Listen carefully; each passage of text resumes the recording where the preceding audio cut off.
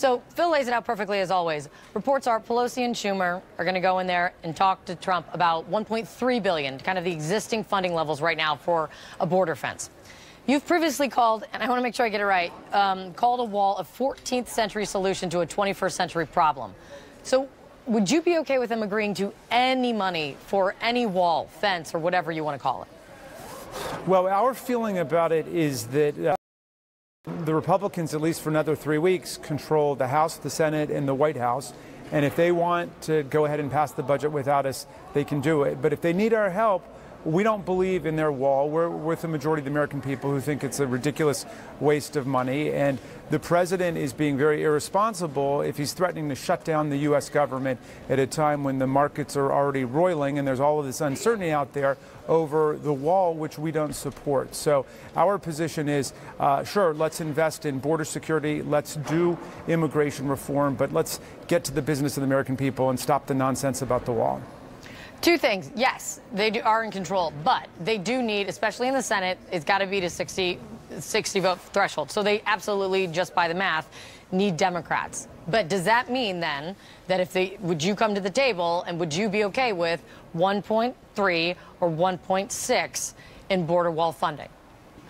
No, we're for $0 in border wall funding. Now, we obviously support money for security measures at the border, as we always have, and so we're not averse to that. But we don't want to go down the road of putting, $50 million in there, and then they say, oh, we've already started the wall. It's true that the president promised that he'd build the wall. He also promised that Mexico would pay for it. So if he wants to keep one promise, he should keep the other two. Let the Mexican government pay for it.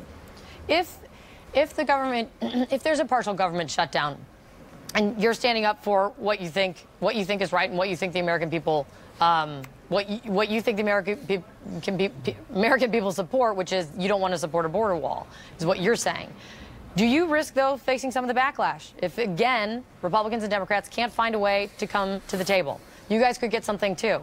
Maybe he doesn't get $5 billion, maybe he gets a little less, and it's under the umbrella of border security. Well, the border security we support, and we've always supported, and so we can work with that. But we don't support a border wall under any circumstances, and we think it's irresponsible for anybody who controls every branch of government right now to be threatening to shut down the government over that. We've always opposed government shutdowns. The GOP has favored government shutdowns. The president has said maybe what we need is a good government shutdown. You can't really say the GOP supports government shutdowns, but you can say that the president himself has said a government shutdown can be a good thing. He has said that. That's what I mean.